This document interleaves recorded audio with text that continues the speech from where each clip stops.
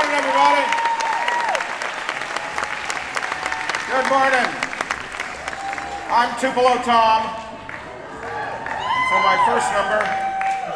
my first number, I'd like to do a slow song, because I know some of us had a rather rough night last night. How many of you were here for the Fans' Choice Awards? How many of you went to the after party? How many of you went to the bar after the after party? Notice it's getting thinner. How many of you were at the bar for last call? I'm gonna keep my eye on you. I'm gonna try to talk softly for you because you might be a little, this was the brochure you got. I love having this week. It's been fantastic. And in case you need to know, we're right here. This is where we are right now. We're right here. Those of you here at the soundstage at Graceland during Elvis Week, thank you for being here for Conversations. He grew up as a drummer on the Chitlin circuit. I want to talk with him a little bit about that, about what music and touring was like back in the day, and what it was like to work with the Sweets, and yes, to occasionally sit in on the drums during an Elvis Presley show. Please welcome to the stage Mr. Jerome Monroe, but everybody calls him Stump.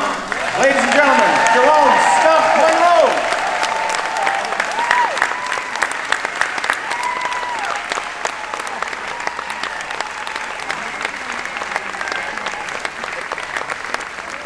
He even brought his sticks. Right there, sir. I got one here for you. You got it. There he is. Stump Monroe. How you doing out there? Great to have you here, and I know that you've gotten in and you've already met a lot of these people. You can't go in. I saw you in the hotel trying to just walk, and you had a lot of people wanting to talk to you. Well, I'm glad to be here. For Elvis. Yeah. Anniversary, yeah. It's great to have you here, and I was talking about when you started in music, before you got with the Sweets, before Elvis, you were on what's called the Chitlin circuit, playing music. Yeah. Tell us about that. That's like playing the Apollo Theater, the Regal Theater in Chicago,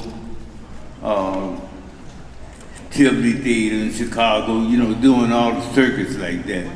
And playing with groups like the Flamingos and Del Vikings, Betty Wright. It just was a whole lot of fun. But one thing about the Apollo, if you go up there and play and you didn't sound right, they'll throw eggs at you.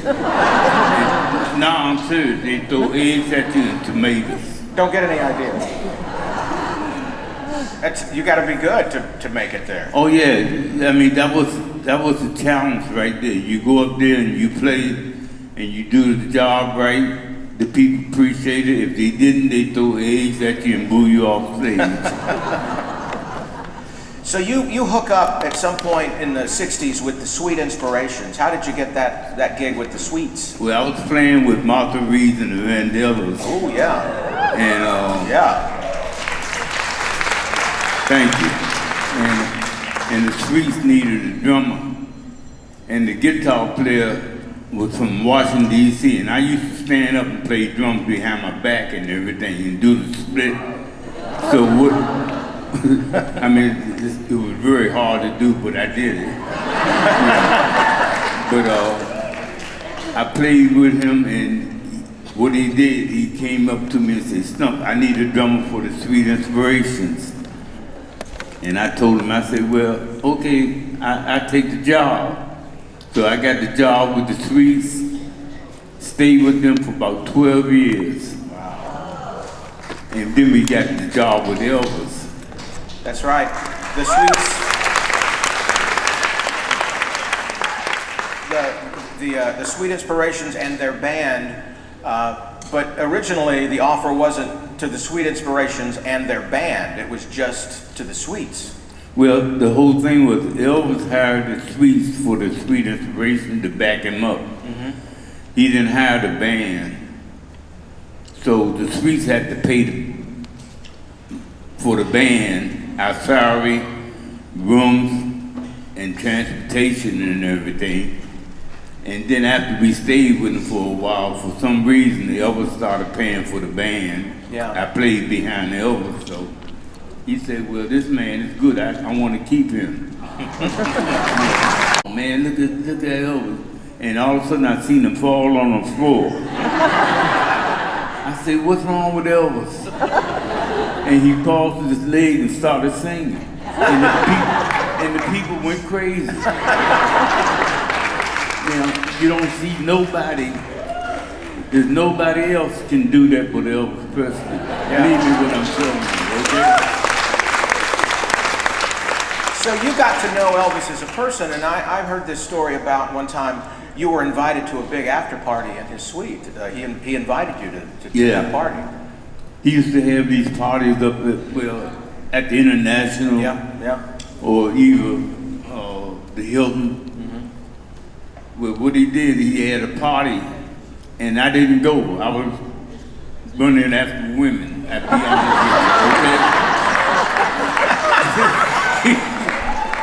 You know, ain't no reason lying about it, I'm telling the truth. So, the whole thing was, he seen me the next day, he said, Stump, why you didn't come upstairs? I said, well, EP, I never call him Balls. Because he wasn't my boss, he was my friend, see? So I call him EP or Elvis. That's what he wanted us to call him when you become his friend. And he said, why you didn't come upstairs? And I told him why. He said, well, I would like for you to come up to the next party. Now the reason he did that is because he wanted me to come up and get my TCB. See, we want to put the TCB around my neck. And I didn't know it. But that's a true story. As much as I know Elvis loved the suites, he had these groups on stage, he had this group of people around him that loved him. But there's an issue that comes up every now and then about Elvis, of people that do their research online and they look at sources that kind of back up what their preconceived notion is. So they find sources to back that up. Most of the time those sources in any subject they do is not real. There's always been things saying that Elvis stole the black man's music. Now I've heard stories of people like Fats Domino and Little Richard and all those people saying, James Brown, they loved Elvis. Yeah. You can speak to this. It's true. Well, I've seen Red Fox there used to come there all the time, see Elvis. Wayne Newton. I've seen, I can't think his name now. You gotta excuse me, but when you have 3 strokes and 2 kidneys operation, your mind goes sometimes, you know. But a whole lot of people used to come see Elvis all the time. Yeah. James Brown, you know, and they did come see him and hug him and party, come to the party, rock Elvis. And everybody was so friendly. And what I liked about Elvis was some of the people that I knew that played in a band with other stars used to tell me, when these stars come over to these parties, do Elvis tell you not to speak to those people? I said, no, man. Elvis tell us to go and speak to the people, mingle with them. Now, that's because he was a good man, see? And he always wanted everybody in his audience to know everybody up on that stage. He wasn't the type of person to go on the stage and hug the stage and don't want nobody else to be known. He always wanted everybody to be known up on that stage. Yeah.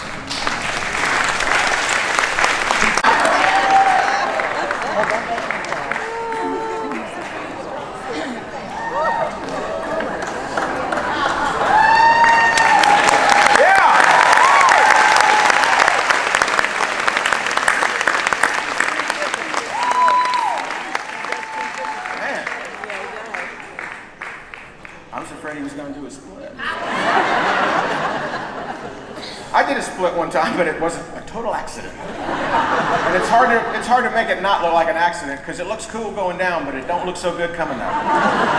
All right, next up we've got a lady that I talked to a number of years ago with a friend of hers that was here, and she had a unique position within the world of Elvis Presley. So please welcome to the stage Miss Shirley Dieu. I know I was there when, good to see you. I was there when Stump walked in and you got up and said, oh my goodness, because you guys go back. You've known him for a while. You're right there. So I was telling that I talked to you a number of years ago with Joe Esposito, who's a friend of yours, and we were talking about it, and I wanted to start off with this. You've got a book called Memphis Mafia Princess. Yes. You were kind of on the inside, and you were, in a way, kind of one of the guys with Elvis, and he had a love for you that was just kind of like big brother, little sister kind of thing. But tell us about that Memphis Mafia Princess. Okay. Well, a lot of, excuse me, I've had a lot of people ask me, did they call you Memphis Mafia Princess? And who was Memphis? No. That's the name of my book. And Memphis Mafia Princess is just a metaphor. It just means we were all treated like princesses, and to be there, all the Memphis Mafia treated us all like princesses. So it was fun. Yeah. So how did you meet Elvis? How did you get into the Elvis world? Oh gosh. Well, I had heard Elvis's music. I loved his music. You know, his music, to me, I finally figured it out, why so many people love to listen to Elvis Presley. When you were a child and your mom would sing you lullabies, it was soothing. Well, Elvis's voice was like a lullaby. When you think about, not the rock and roll stuff, but the song stuff, it's so soothing. And so it's like he's singing you his own personal little lullaby. But I met Elvis, well, actually I met Joe first, obviously. I went to go see a show in Las Vegas, and my sister and another couple, my sister and her husband and another couple, they wanted to go see the Elvis show. And I had lived in Vegas at the time, and I said, well, it's really hard to get in, but let's go see. So they set my sister and her husband over here, and they set the other couple that she was with over there, and they put me by myself. And I'm like, well, why am I by myself? I don't want to sit here by myself. So I started to leave, and I said, well, I'll just come back and see Elvis when I'm with friends. And then they said, no, we want to put you, don't leave, we'll put you up front. So they put me right up front, and I was like this, because I was right by the stage, and I'm like, oh, my neck. And I'm sitting there, and I'm like, well, I'll wait till, do you guys remember Jackie Kahane? Mm-hmm. Yes, he was great. So he was on. I thought, well, when he's finished, I'll run, like I'm leaving to go to the bathroom or something, because I really wasn't comfortable with my head back and everything. And I lived in Vegas, so I could see Elvis at any time. So the guy comes up to me and says, would you like a better seat? And I'm like, this is pretty up there, right? Where else are you gonna put me? So he puts me in the center booth, and all these people are sitting in the booth, and I'm going, oh, they just kind of pick people randomly out of the audience and put them in a booth, right? And the people are in the booth, I don't know who they are. And the one girl's going, oh yeah, he bought me this, he bought me that, and but not in a condescending way, but just the rings, so many beautiful rings she had on her hand, and I didn't know who they were. And then Elvis comes on stage and he says, my dad, stand up daddy, and his dad stands up, and I'm going, oh my gosh, the guy sitting next to me was Elvis Presley's dad. I had no clue. So then there's an empty space next to me, and this guy comes walking over and he goes, well, are you enjoying the show? And I said, yeah. I said, you're not a maitre d', are you? And he says, no, my name's Joe Esposito. And I was like, oh my gosh. So then afterwards I went backstage and I met Elvis and all, and it was fun, Yeah. And then I guess Joe and I were really friends for a few months, and we just fell in love, so. Yeah. Part of that world of Elvis was travel and shows, and it just seemed to be sometimes the fun that was had on stage was paid for by all of that time off stage. But you were with Elvis in occasions, in the later years especially, when he was just relaxing. He was Elvis relaxing? Well, I don't think. No. Well, you were there, ski vacations, trips to Hawaii. Yeah. I mean, just being able to just kind of to chill and not have to be the entertainer, not have to be on because he's surrounded by a group of friends like you. He was, you know, I noticed one thing, as much as, you know, a lot of stars, they hang out together and all that, Elvis would be cordial to different celebrities that would come backstage, but he was nervous and they were even more nervous. I was, you know, amazed. I mean, just a young girl, I think I was like 20 years old when I met Elvis, and these stars would come backstage and they would be shaking in their boots, and I'm like, oh my gosh, they're so afraid of him, you know? But he would always, you know, and I think he was a little nervous about meeting them as well, but he was so much more relaxed when they left. I mean, he was with, you know, a lot of people say, oh, Elvis had all these hanger-oners or whatever. Elvis wanted his friends there. Yeah. All those people were invited there because Elvis wanted them there. He felt comfortable with his friends. He didn't, it wasn't about being out, you know, hey, look at me, and I'm a celebrity and I'm with all these others. No, he wanted his tight little group to have fun, and oh gosh, fun. It was like a kid. I mean, you know, oh, let's go ride three-wheelers today. Oh, let's go to Vail today. Oh, let's go to the movies today. Let's go to the carnival today. I mean, he's just like, he was like a kid. I mean, he never grew up, you know? Yeah. But boy, was that man smart. Oh my gosh, book smart, he couldn't stop reading. Of course, a lot of you know this, but he was amazing, absolutely amazing man. And I gotta tell you, he would be so thrilled to know that all of you are here to join in this celebration. He loves you guys so much. Those stories that, you know, we're outside the gate, you know, looking in, and they're all in there watching football games, you know. It's kind of just like what we'd do if we were in there too, you know. I don't know that you'd ever get over the fact that you'd be sitting there watching a football game and I would just be going, that's Elvis right there. All right, next up, this gentleman's been doing a lot this week. He's been on stage singing with a lot of the ETAs, and he was with us last night during our Fan Choice Awards, and he blessed us with his musical ability again, and we'd love to talk to him now and have him sit down and tell some stories about his time standing over on stage left with JD Sumner and the Stamps Quartet. Larry Strickland, come on out! Yeah. There he is.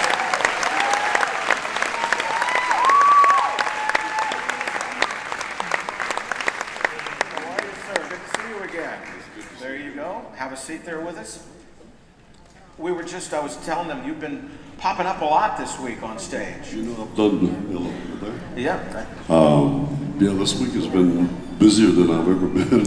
All the years I've been coming, I usually come and just do like the gospel show and then the Elvis on screen show, one of the deals.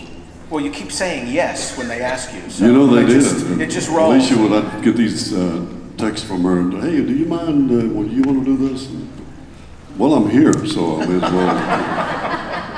as well stay busy. And, I hope y'all don't think it was just my idea to be seen all over the Let's just get this out of the way first. At what age did this voice arrive? You know, my dad was a minister, and he took me to a gospel quartet singing when I was about 10 years old. And that's when I first saw JD Sumner and the Stamp. I mean, not the Stamp, he was with the Blackwood brothers at the time. And the bass vocal just got my attention for some reason. And from that point on, that was all I could think about. And as my voice started to change as a teenager, then I just began to sing low, and I would just keep lower and lower, and I'd get some records I'd sing along with and match the bass vocal on the records. And I did that enough, and then, smoked a lot of cigarettes, drank a lot of whiskey. No, I didn't do that. To be we'll cut that out.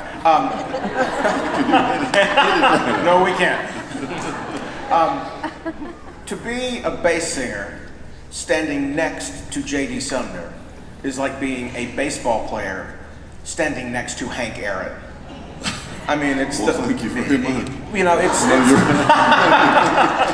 No, I mean, it's JD Sumner. Well, I mean, it's the guy you saw when you were 10 years old. How did it wind up that you end up standing next to JD in the Stamps? Actually, I think the two bass singer thing was primarily Elvis's idea, because Elvis always thought that JD was like this huge star, and he was in the gospel world. And he saw that he was getting older, and I think Elvis at one point said, "Listen, JD, I want you to stop traveling so much," because when Elvis wasn't touring, we'd still go out and do our gospel tours. And so Elvis wanted JD to set it up so he could just stay at home and just work for Elvis and not do the gospel tours, and have a second bass singer to do that. And that's when they hired Richard Sturban. You know, he was actually the first second bass singer. Yeah. And then when he went with Oak Ridge Boys, I took his place.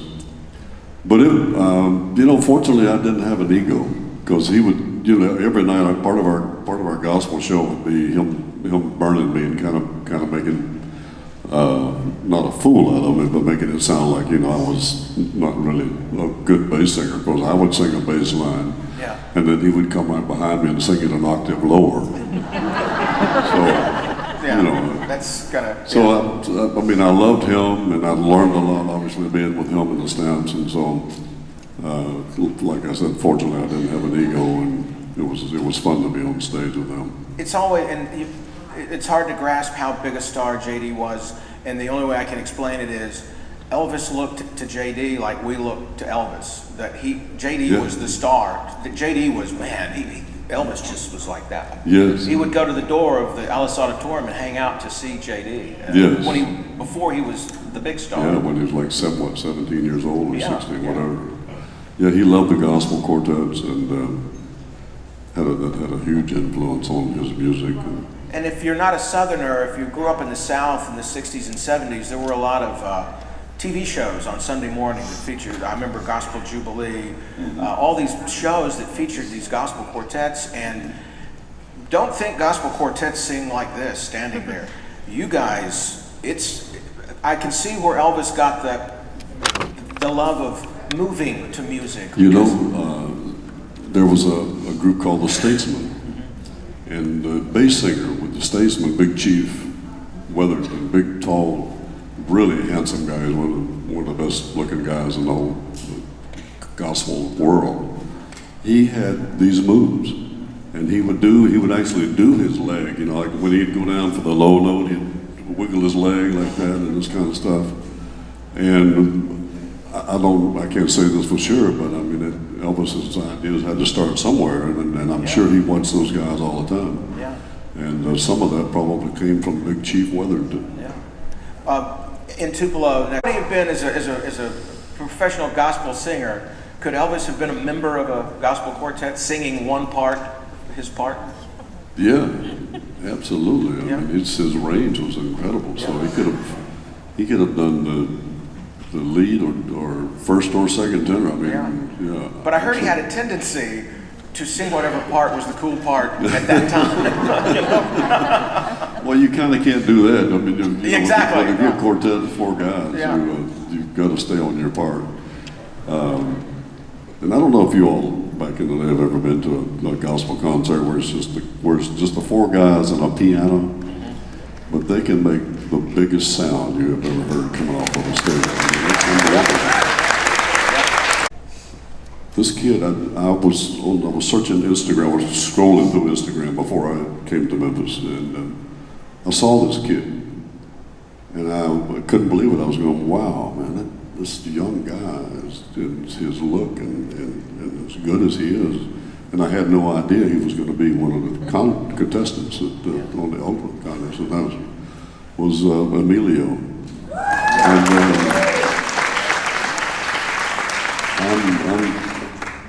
I'm thrilled that we have this young guy, 22 years old, that has that kind of, he's got the look, he's got the sound, he's got the special thing, when he comes into it. He's really a natural that I believe is going to bring even more younger people in. I think they're going to be real interested. I saw you right after the contest was over that night, and you called me over, because the song that he selected for the was Blue Moon, and he's taken a lot of hits from people over that. But I'm thinking, well, he's an ultimate, so I think it was a good call. But it's not a usual call. But you told me right after that, it was still fresh in your mind about that by doing nothing physically, it was all about the voice. And you said that there was a moment that do you remember what you said to me about he was singing and he looked out from behind the microphone and just kind of smiled, and you said at that moment you were like, he's totally in the zone. Yeah, yes. So I hope you all understand what I'm saying. I know you all probably had your favorites, but as judges, we were kind of looking into the future and how do we perpetuate this whole legacy, and he just seemed like the perfect candidate for it. Yeah, I'm gonna make sure he sees your comment about that. Emilio Santoro from the UK, the ultimate. Yeah. Birthday, we had one of the artists on stage, and they were talking about what it took to create the Lisa Marie aircraft, and it was a whole lot more detailed than I had realized. They'd really studied it and measured things. And so right now we've got a representative from Department 56, Lisa Johnson. Please come out, because you've got some cool stuff to talk about. Lisa Johnson from Department 56. On today, or went out last night, and you're hearing about it for the first time here at Graceland. Graceland is announcing a new experience, the Presley for a Day Tour experience.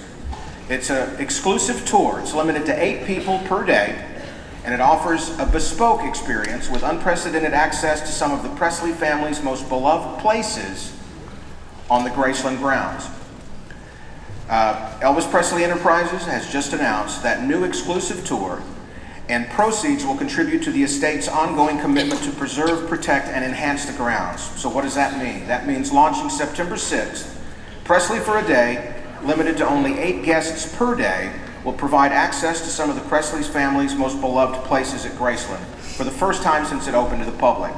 You'll have the opportunity to enjoy the family's favorite activities with golf cart rides around the grounds, a photo op with the horses, a guided walkthrough tour of the home's front pasture, a high-end dinner in the newly renovated Mariah's house, which offers stunning views of Graceland's landscape. It's a 7-hour experience at Graceland. For a group of up to 4, 2 groups per day, so 8 max total for the day. You get personalized concierge service to experience as you arrive, a personal tour guide throughout the experience, guided tours of the Memphis Entertainment Complex and Elvis's airplanes with a dedicated guide, exclusive photo ops, white glove artifact experiences, golf cart transportation. You'll be chauffeured around Graceland on a golf cart by the guide, a stable tour and horse experience, a guided walk on a horse through Graceland's front pasture. You're on a horse! In Graceland's front pasture, and a photo op with the horse at the Graceland Mansion as a backdrop.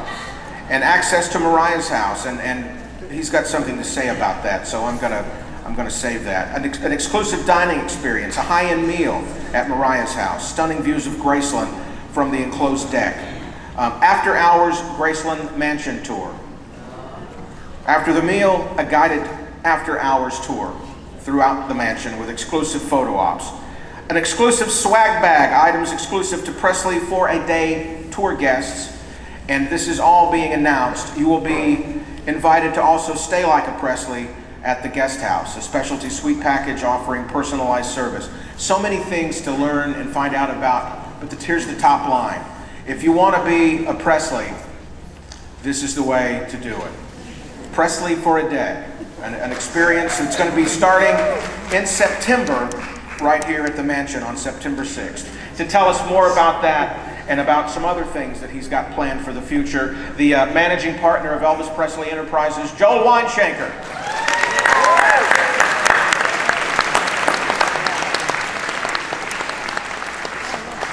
Someone has been very busy dreaming up what we can do and to make our experience an even better experience here. Joel, welcome to the stage, and the Elvis fans anxiously await to hear him. Oh, I always get in trouble when I do this. So I now have an almost 9-month-old baby who, when I do something that she doesn't like, she just gives me the side eye. And it wasn't the first time I've ever seen it, because it's what I get from Jack and Regina and Angie and everybody when I tell things I'm not supposed to. But though I don't drink, I'm probably a little drunk with everything so wonderful at Elvis and Graceland, so I'm probably going to tell you all a lot of stuff. The first thing that I can tell you is that when I've been talking to everybody about this week and about how everything's going, people are saying it's amazing. The audience is, everyone coming here is so happy. We've seen so many new faces. And what I'm really trying to do over the next several years, what I've been trying to do since day one, but what I've really been trying to do, or I'm really going to be trying to do over the next several years, is listen to the Presleys. And the one thing that I would often get, and so much tragedy, and that Lisa would tell me, it was very difficult after Ben passed away. And you have to remember, Ben passed away in the middle of COVID. So I remember trying to get all of these things done so that Ben could have a proper burial. And when Lisa could finally come, it was so there was so much death here. There was so much. When I go in, I don't, it's my home, but I also see so much death. And then obviously when Lisa passed away, I think Riley felt the same way. And I really felt empowered and even re-empowered to make the mansion grounds a living place, to bring back the life of when Elvis was there. Because every day there were people coming, running, people playing football, people riding horses. The story, we shared a story about, Elvis, when Elvis first started riding, and if he rode for 45 minutes, someone told him he had to walk the horse afterwards, so he walked the horse for 45 minutes.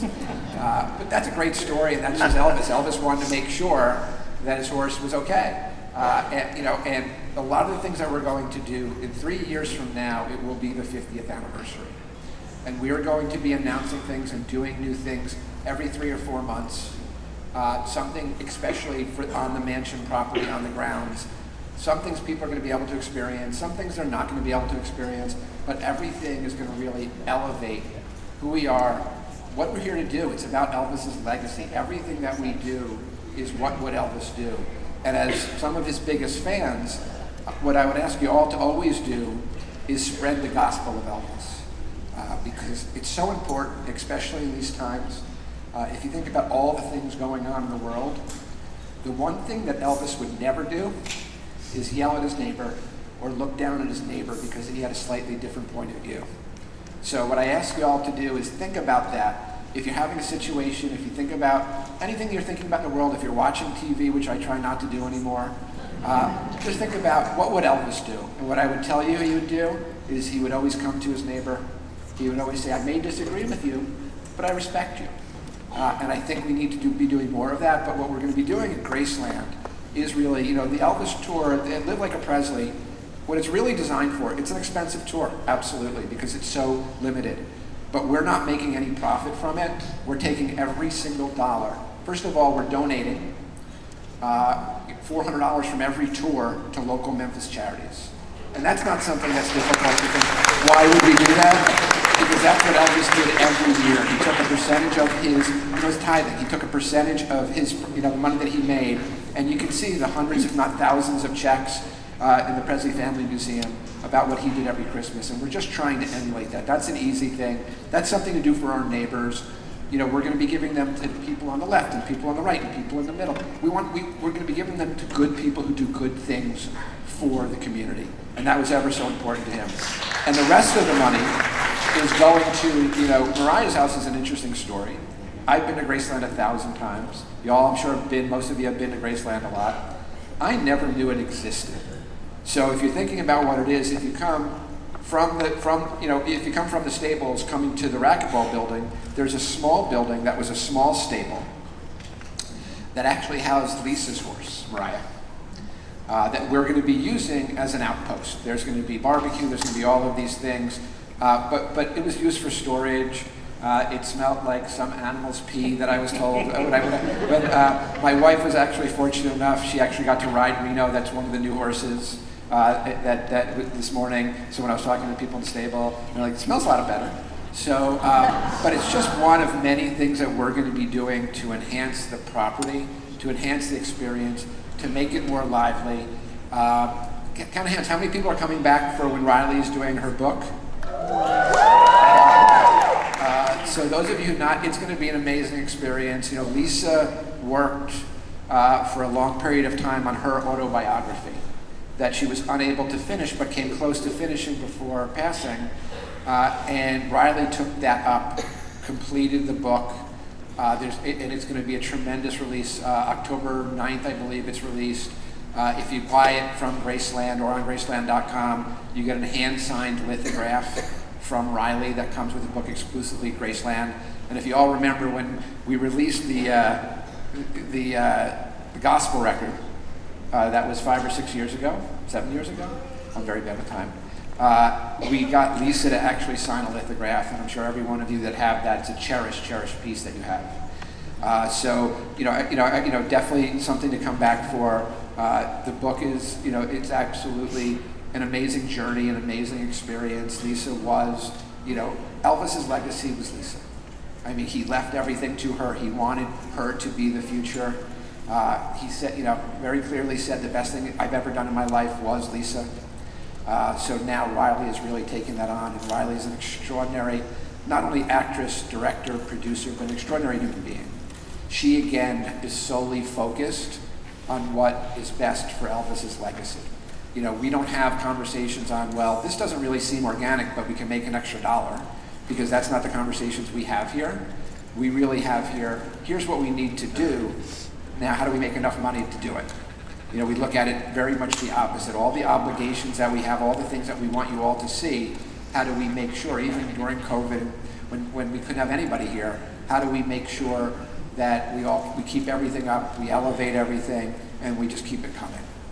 So, the tour that comes in September, the book tour that's coming in October, this is the first part of our road to 50, which is going to culminate in 2027. We're going to have most likely 3 to 4 new buildings on the mansion property between now and then. We're going to be announcing those. They're going to be doing things that Elvis would have done, some of the things that Elvis designed himself. There's going to be at least 1 new movie between now and then, possibly 2.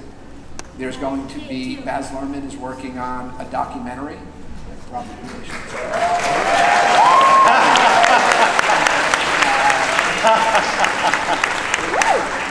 Sorry guys. They don't trust me with anything anymore because of this. So,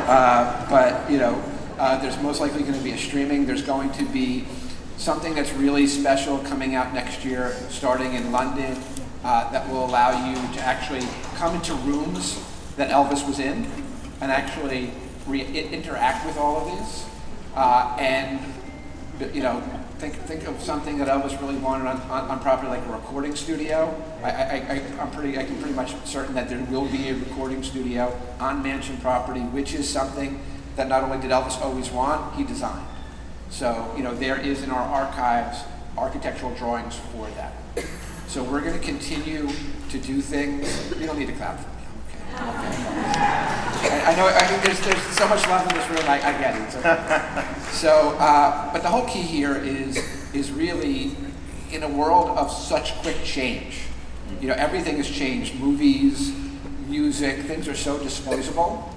If you think about it, Elvis is one of the few things from the middle of the 20th century, from 50, 75 years ago, that's still incredibly relevant. When you have, I'm sure you have friends who say, oh, Frank Sinatra was this and Frank Sinatra was that. Frank Sinatra was a great crooner.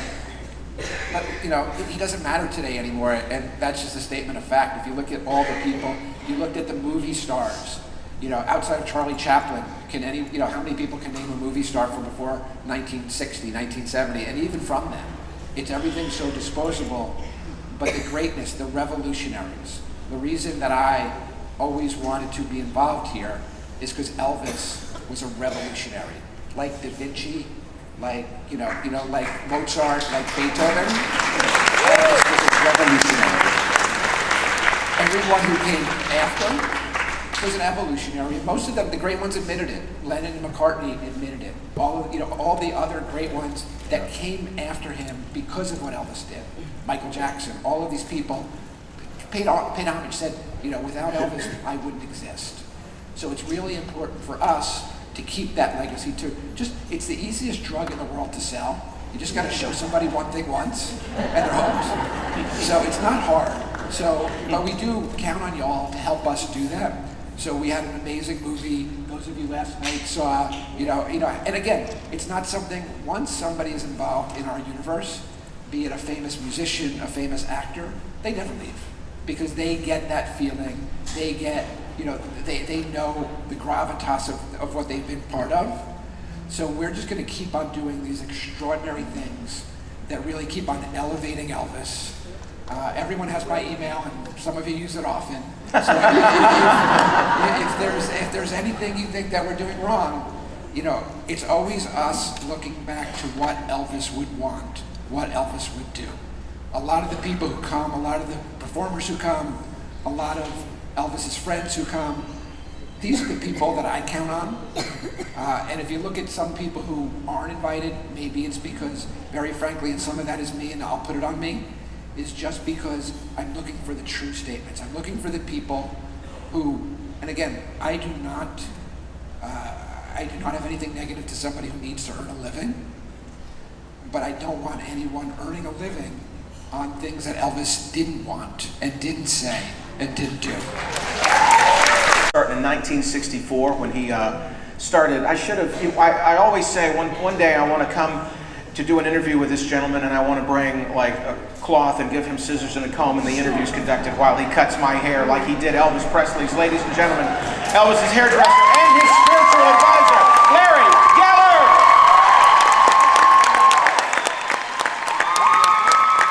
Yeah. Welcome back, my friend. Welcome back. Oh, my goodness. Yes, that's absolutely fine. There you go. Larry Geller, I've interviewed you so many times, and it's been a while since we've been back together. 2017, in fact, when this building opened, I spoke here with Argo. That's right, yes. Yeah. But then before then, for years. Yeah. Cruise ships, tents. That's right. Anywhere that we could gather to talk to Elvis fans, and we are so lucky to have him back, because if there's a storyteller in the Elvis world that just paints a picture of, puts you in the room, it's this gentleman right here. Yeah. No pressure, Larry. That's exactly what, that's my motivation. Because when I speak to you, this is the Elvis family. We're all friends. But I was fortunate enough to be there with Elvis. So I want you to walk with me. I want to put you in the room with me. I want to have you experience what I experienced, because there's nothing like it. Sometimes I'm at a loss for words to convey. I was a hairstylist. I started men's hairstyling in America with Jay Sebring back in 1960. We opened our doors. Men's hairstyling was never heard of. We charged $10, which is a lot of money in those days. Barbers were charging 75 cents or $1. So it was an experiment. We opened our doors. Our clientele was Frank Sinatra, Marlon Brando, Steve McQueen, Paul Newman, Rock Hudson. I was doing Peter Sellers' hair, Henry Fonda, Glenn Campbell, Roy Orbison. I was a kid, I was 20 years old, and all this is happening. One afternoon in 1964, my phone rang. Picked it up at the salon, and I said, hello. And the southern drawl said, Larry, I'm sitting here with Elvis Presley, and he wants to know if you want to come up to fix his hair.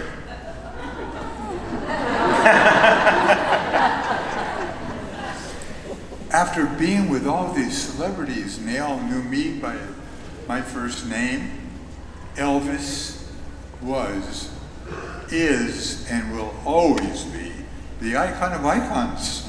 That's it.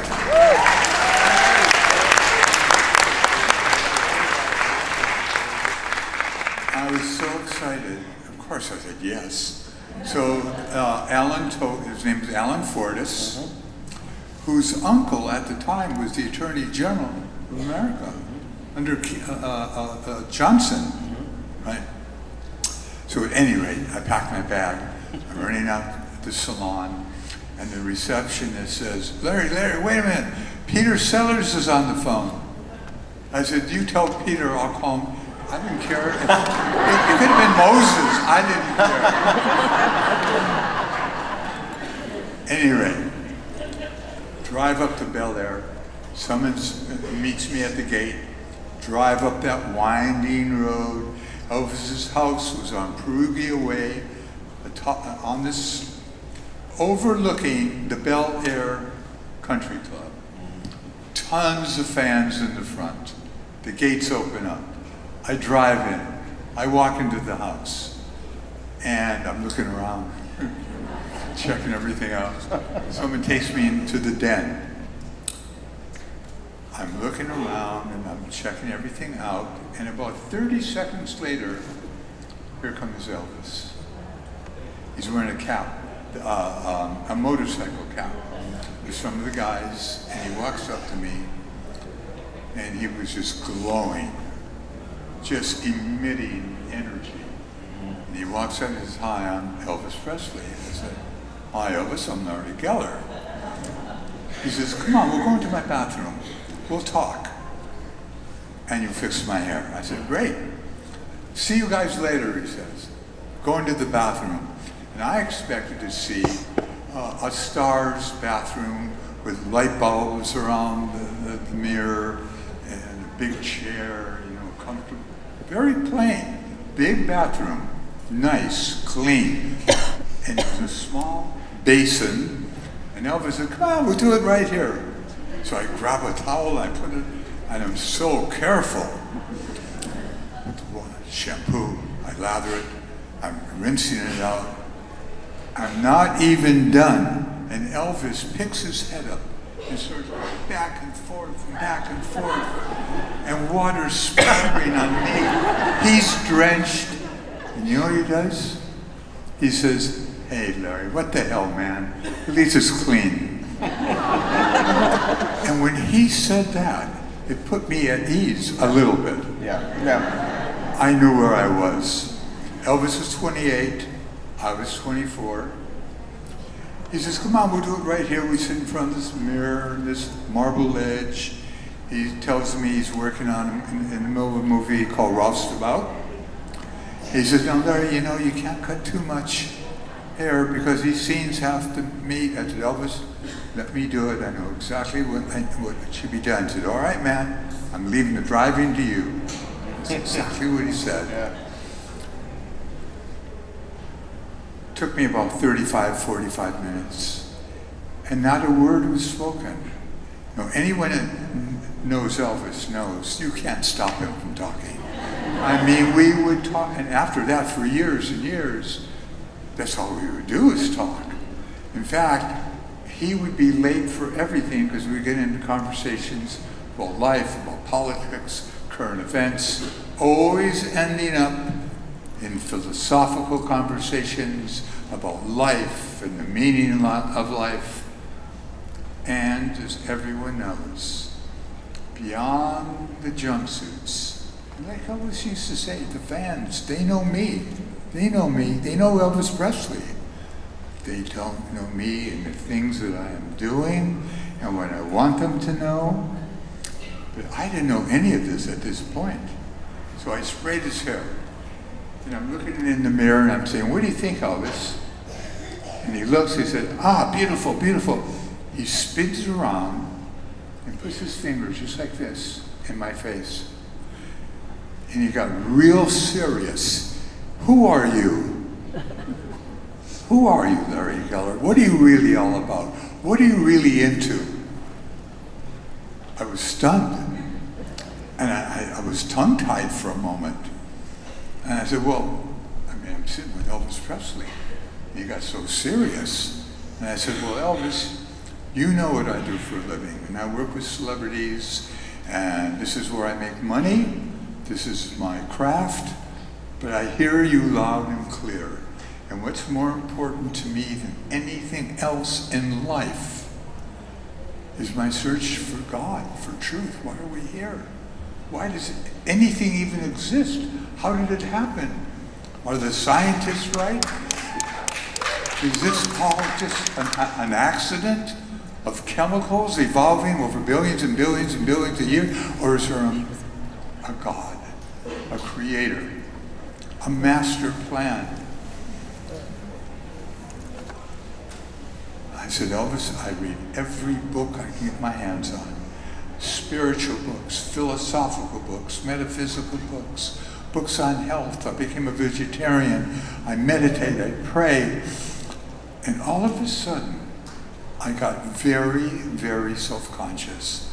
Because you have to understand, in those days, people didn't talk about this. This was underground conversations. Not with Elvis Presley. So I said, Elvis, wait a minute. I know who you are. You're Elvis Presley. You're the biggest star in the world. This probably sounds corny to you. He said, no, man, no, Larry, you have no idea how I need to hear what you have to say. And I went on, and I started telling Elvis about how I see things, about my parents and growing up and all of that. And Elvis said, man, Larry, what you're talking about is what I secretly think about all the time, especially late at night when I'm going to bed. This is all I think about. He said, look, you know these guys who work for me? They're good guys. They're good guys. They do their job. But they're not interested in anything like this. I've always wondered, Larry, why, and he went just like this, why was I plucked out of all the millions and millions of lives to become Elvis Presley? Why me? Why me? He said, Larry, do you know I have a twin brother? You know what I said? I didn't say, he said, I had a twin brother. He said, you know, I have a twin brother. I mean, that shows you something about his inner thinking, so to speak. I said, yeah, I do know I have twin sisters. They're major fans. They told me all about it. He said, his name is Jesse Garron. Why didn't he survive? What would have happened if he survived? Would you be doing his hair right now? He said, what if we both survived? Would we be the Presley brothers? Man, Larry, I have questions like we've been talking about. And this conversation went on for about 2 hours. And I realized it was getting late. And Peter Sellers, you know. Elvis, listen, I got to get back. Peter Sellers was waiting for... Peter Sellers, he said. He is my favorite. He is the comedian genius of our time. And Elvis went right into Dr. Strangelove. He did it all for years. Good. He did it very, very well. And by the way, Elvis did a Brando like no one had ever seen. And he went into it and he started to look like Brando. I mean, he was really good. Well, Elvis was, his talent just reeked, no matter what he was doing. If he was eating breakfast, I mean, it was, you know, the energy, the frequency that was emitting from this man was something else. So Elvis said, listen, I got a better idea. You go back and you tell Jay Sebring that you're quitting because you work for Elvis Presley full-time. What do you think? Think? I didn't need my brain. You know, it's like when you meet someone, you can tell right away if you like them, you know. And Elvis, in that conversation, he had tears in his eyes. He told me where he come from in Tupelo, Mississippi. He said, Larry, you have no idea where I came from, man. You have no idea. I was born in a shack that my daddy built with his 2 hands. He said, oh, you want some water? We didn't have faucets. You go outside, get the bucket, go to the well. Oh, you have to go to the bathroom? Take it. Outhouse. We had nothing. But I tell you what we did have. We had each other. My mom and dad. August of 1965. We just completed the movie Paradise Hawaiian Style. And I started on Ralph's About and did Tickle Me, Go Happy, Frankie and Johnny, Harem Scarum, Spin Out, all those movies. But now we just came back from Hawaii, finished at Paramount, and the Beatles wanted to meet Elvis. And they tried several times and Elvis didn't want to. Didn't want to, for whatever reasons. The Colonel kept pushing and pushing and pushing. And Elvis gave in. August 27th, 1965, Friday night. Balmy August night in Southern California. It was beautiful. The Beatles were coming. The word was leaked out. There was no internet. There was no Google. There was no texting. So anyway, I drive. My house is like the next canyon over from Elvis's. I was there right away. Drove in, and as I'm driving up that windy Perugia way, people are lined up everywhere. Police, media, people in trees. And I remember I was thinking, oh, the neighbors must be, I mean, this is a very exclusive Bel Air. The neighbors must be really pissed off. So, the gates open, I drive in, walk in, go into the den. Elvis, this is going to be stupid, it sounds stupid to you. Elvis looked really great that night. He always looked great. But he was on fire. Yeah. He was on fire within himself. And he wore this beautiful, I remember where he got it. Fred Siegel's, where he got a lot of his Lansky and Fred Siegel, that was his bolero shirt, bolero on the sleeve, blue, beautiful. So the minute I came in, we went into the bathroom. Elvis sits down. I start to do his hair. And I always brushed it, by the way. Every time I did his hair, I brushed it. I made sure I brushed it a lot, because, by the way, he's very, very healthy. And I wanted him to keep his hair. He had a gorgeous, you know, I just want to mention this as an aside. I was telling you about Paul Newman. What a handsome guy. Rock Hudson, Warren Beatty, and Elvis. He was a notch above them all. No one. I mean, he looked like he stepped out of the Psalms, like King David. I mean, this guy. This is for a face for the ages. So Elvis is looking. He has a faraway look in his eyes. He's quiet. So right away, I know what's happening. I know. The Beatles are coming. So I'm doing his hair, and all of a sudden it goes like this. I've been there and I've done it. I respect these guys. I like their music. And what they're doing is what I should be doing. Being in front of my fans. That's where the energy is. That's where the love is. And now Elvis started emotionally. He started to simmer. Because different things were emerging within him because the Beatles were coming. They were on Ed Sullivan now. They were getting all this screaming. And he said, what the hell? And he used other language that I Am I allowed to? If you're quoting, it's fine. Is there any kids here? Yeah, we're all kids. So, you know. Oh, God. Wait till you see where this is going. Okay. Wait till you see where this is going. I promise. He said, what the F am I doing with my career? Making teeny bopper movies? Every movie is the same damn movie. All they do is change my name and change the set. It's the same story. He said, I'm an actor. I'm an actor.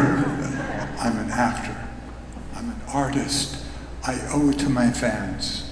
I owe it to myself. And I keep telling the Colonel, get me a real movie. Get me a real movie. I could. Brando and Dean those were his models. He said, that's who I am. I can do what they do. I can do more than what they do. Give me a chance. They won't give me a chance. They keep me in a box. And I'm going to get out of it. I'm telling you, I'm going to get out of it.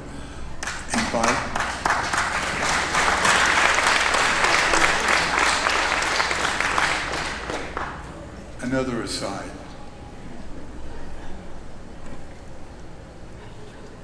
I live this. I'm living it right now. I'm back there with him right now, with you. Because this is actually what he said and what happened. And he was so emotional. He said, you know what they're doing, Larry?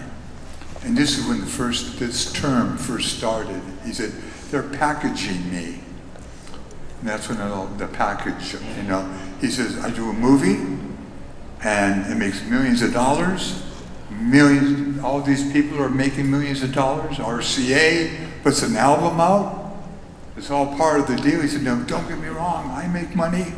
We all have to make money. But I'm not into this just for the money. This is my mission. This is my destiny, to be where I am, to do what I do, and have the fans that I have. So, he was saying, I have so much more within me to give, and I'm going to do it. Somehow I'm going to do it. Somehow I'm going to do it. And he said to me, it kind of surprised me in a way, but Elvis was pure. He was open. He didn't hide his feelings to someone really close to him like myself. He said to me, you want to know something, Larry? The truth? I'm embarrassed to go out there tonight. And I was surprised he said that. But I thought it was beautiful that he did. He said, but I'm going to go out there. They're going to meet Elvis. So let's go out there and meet him. So we did. We went in the other room. And we were told by the Colonel, this is mind-blowing, no photos. Of course, no phones in those days, you know. No photographs. Can you imagine what we could have had?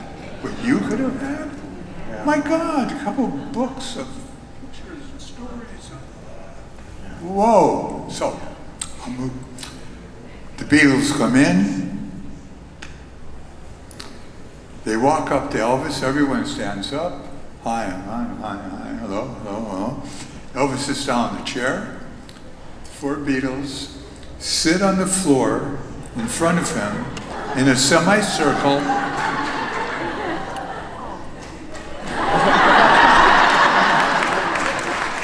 Their jaws all looking at him. Because you know why they did that? Because they were looking at Elvis right then and there. That was Elvis, their idol.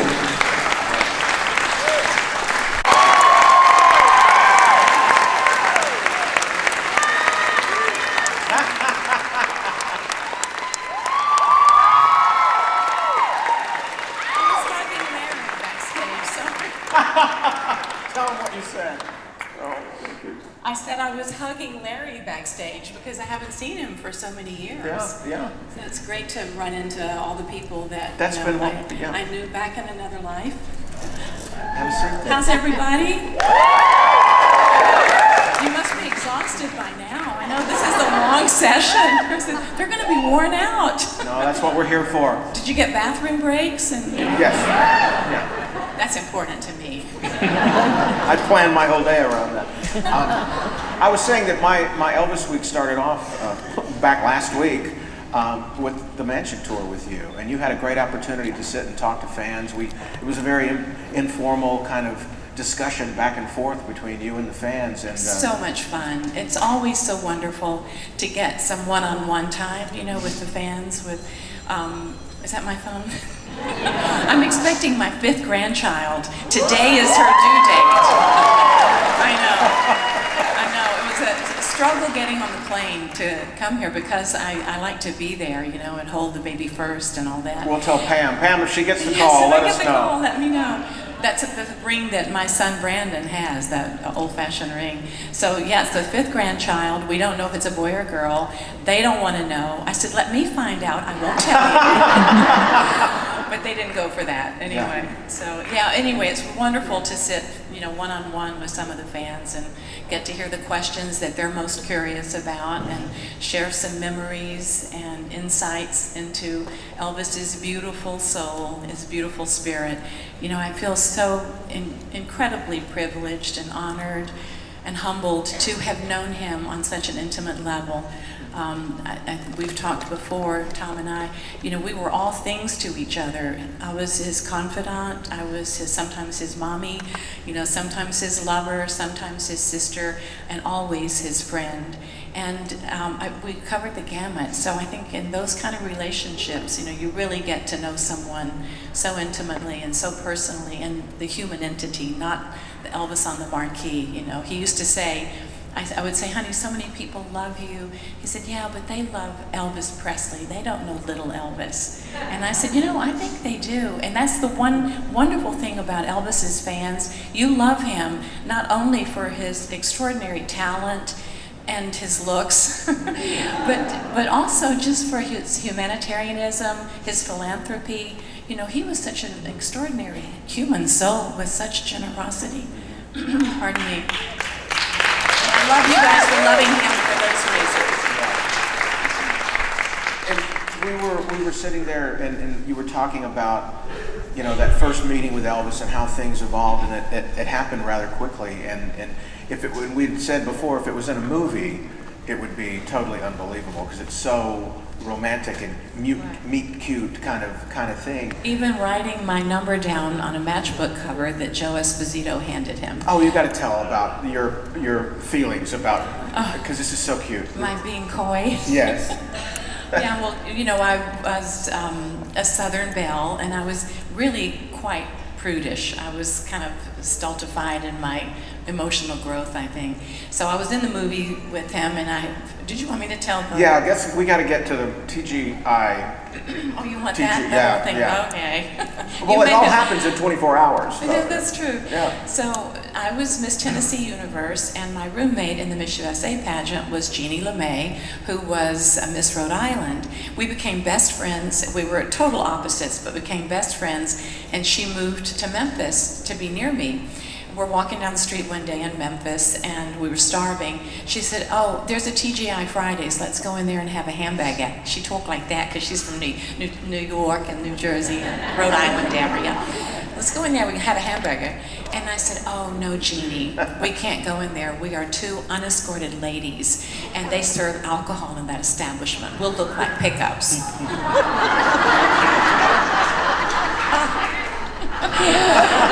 Thank God for Jeannie LeMay, because she said, are you kidding me right now? She said, move your ass, we're going to hamburger, we're gonna get a hamburger. I said, okay, so we're standing in the door waiting to be seated, and we hear this voice call out, and it's T.G. Shepherd. He says, hey Linda, come over, we'll buy you lunch. And I said, see, we're getting picked up. So we walk over, and we sat with Bill Browder, and I knew him as Bill Browder, but he changed his name to T.G. Shepherd. We sat with him for a while, and his friends, and he bought us lunch. And he said, "Hey, do you girls want to come to the Memphian tonight? Elvis has rented the theater, and he's showing movies." And Jeannie, without taking a breath, said, "Yes, we'll be there. What time?" I said, "Jeannie, we have to model tonight. We have a job to do." "No, we can't. I'm sorry, we can't come." She said, "We'll be there. We'll get substitutes." What time? Had it not been for Jeannie, I might not have ever met Elvis. Certainly under different circumstances if I had. But so we got my cousin Shirley and her friend to model for us that evening, and we got in a lot of trouble because they didn't want cousin Shirley and her friend. They wanted Miss Tennessee and Miss Rhode Island. But Pat Kerr-Tigert, who lives in Memphis, was my chaperone and the pageant director, and she ultimately forgave me because things worked out that, I ran off with the rock star. But we're in the movie theater, and Elvis sat in the center row, and in the center of the center row of the theater, no one was allowed to sit in front of him or on the same row. We all sat behind him, and I sat down, and Elvis kept talking to me. Well, at first I should go back and talk about when he first came in the door. I'm talking to David Stanley, his stepbrother, and the door gets, bang, bang, bang on the door, and the guys run over and open the door, and he said, "What the hell?" He's got a big long flashlight. He said, "Why was this door locked?" Sorry, boss, we thought you were coming in the front door." And so he was kind of agitated, and he's flashing the light around, and it flashes on my face, and he goes, "Oh, hello." The whole demeanor changed right away. And he became that charming Southern gentleman. And he sauntered over to me and he said, "Well, hello, honey." And David Stanley said, "This is Miss Tennessee Universe and Miss Rhode Island Universe." And, she just got here from Puerto Rico. And so Elvis started talking to me, and I thought, because I'm a Memphis girl, I thought he was just being hospitable and inordinately friendly because we were, kindred spirits. We're from Tennessee. So he said, "Come on in and we'll watch the movie." So we sat down behind his row, and George Klein came and sat next to me. And Elvis kept turning around, showing me this big, beautiful diamond emblazed watch that he had just gotten. And, "Honey, you like this watch?" And, "Yeah, it's pretty, isn't it? It's got 1,300 diamonds or whatever." I said, yeah, I like it. And again, I'm green and such a prude. And so he would go like this, roll 'em, and the movie would start. So he very coolly did the roll 'em thing, and the projection started the movie, and neither of us ever remembered what the two movies were. It was a double feature that evening, and he and I could not recall what we watched. But Angie said she'll go back in the records. Yes, you can look. Yes. Angie knows everything. So he got up when the movie started, and he tapped George Klein on the shoulder, walked up past him, tapped him on the shoulder, and George got up and walked back to the lobby. So Jeannie and I were going, "Oh, we met him, it's so cute." We're doing our little silly girl thing. And I feel someone come and sit next to me, and I think it's George Klein, resuming his position. And I look, and it's Elvis. And I said, "Oh, to what do we owe this honor?"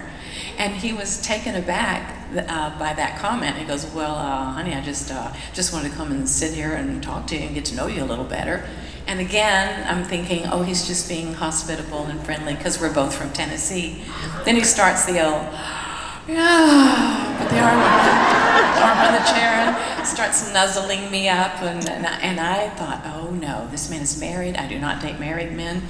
I had no idea that he wasn't married at the time. And I said, "Jeannie, we have to go. This is inappropriate." And I'm assuming at some point Elvis wanted to expand his staff and to get some more people on. Were you responsible for getting his meeting? Yeah, of Yeah. course, yeah, because well, I introduced you to him. Yeah, early on, Elvis wanted to meet my family because I had met his whole family. So I invited Sam and his wife Louise and Mama and Daddy and Ninny and Papa. My grandparents, they all met Elvis and came and had dinner there a few times. And of course, he knew Sam. And when I guess when Red and Sonny left, he needed another security person. And I said, Sam's on the sheriff's department.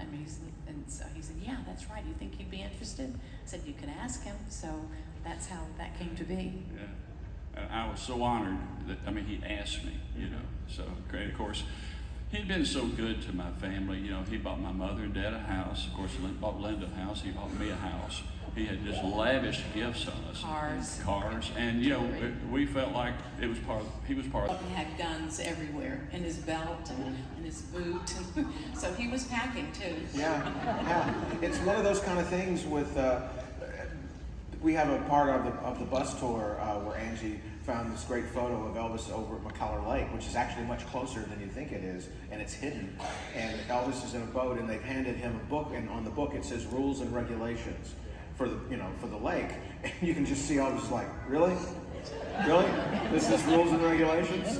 So They didn't apply to Elvis. yeah, I was going to say that's just kind of one of those. Life, period. You know, it was Elvis, and he got away with so much because he was so extraordinary and so lovable and funny and brilliant, and so he got away with a lot.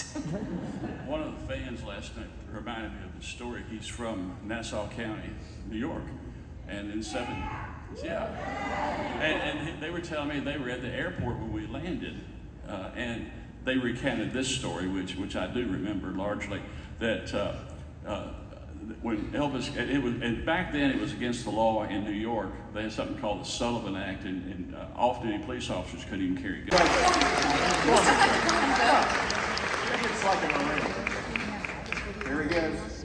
He's As we say in the South, he'll be here directly. He's doing dramatic entrance.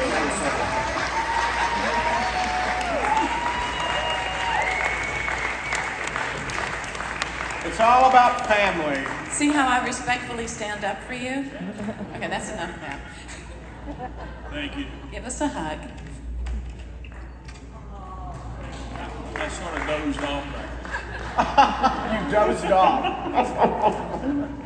Look at that. Yeah, look at us. there. You got the memo? Yeah, I did. Thank you. Yes. So thanks for joining us. Well, following Linda is difficult, so you see why I prefer to work alone. You've been back there. Everybody's been talking about they've run into people. Larry hadn't seen Stump in a number of years. I mean, everybody's back there just kind of getting interrupted to come up here with me from the real cool stories that are going on back there. Yeah, Pat West is back there. That's right, Red yeah. West widow. She's lovely. That's right. She said she's writing a book. Oh, really? That's what she told me, so you've heard it here. Yeah. Should be a good one.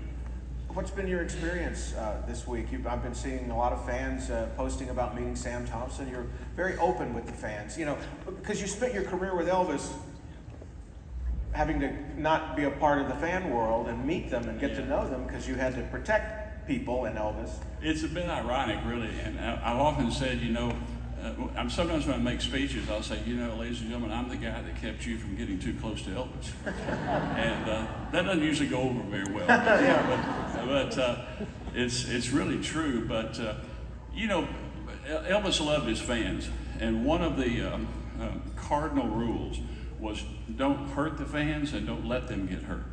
And, you know, during the shows and a lot of the videos you've seen of shows, Elvis is leaning over and he'll say, be careful. You know, you're trying to get a scarf. And Elvis is pointing and say, be careful, be careful. He's actually saying that on the stage. So we were very cognizant of that, you know, and he appreciated his fans. He told me one time that I used to take him through these little back kitchens and places like that. And one time I told him, I said, you know, that's dangerous. That's how Bobby Kennedy was shot, you know, going through a kitchen like that. And it's a little bit dangerous. And he said, I'm going to stop and sign these autographs. And I said, well, at least don't ask everybody their name and take a lot of time. And he said, look, these are the people that made me. And he said, yeah, a lot of times people didn't know how to spell Elvis. So he said, I like to ask people how to spell their name so that I get it right. And I'm going to tell you something. I ran for judge here, and that got me elected. That little thing right there. Remember somebody's name, and they'll remember you. So, you know, he ingrained in all of us that the fans were the most important thing to him. He loved all of you. I guarantee you that's the truth. Yeah. Position. And I look, and it's Elvis. And I said, oh, to what do we owe this honor? And he was taken aback by that comment. He goes, well, honey, I just want to come and sit here and talk to you and get to know you a little better. And again, I'm thinking, oh, he's just being hospitable and friendly because we're both from Tennessee. Then he starts to go, Starts nuzzling me up, and I thought, oh no, this man is married. I do not date married men. And I had no idea that he wasn't married at the time, and I said, Jeannie, we have to go. This is inappropriate. And he leaned over to me and he said, sweetheart, you know I'm not married anymore. I said, well, no. This got more interesting. I said, no, I had no idea that you weren't married. And he said he had been separated since the previous December, January, beginning of January. And this was July the 6th, 1972. And I said, I'm really sorry to hear that, you know, but you should have married a Southern girl. And he never forgot that comment.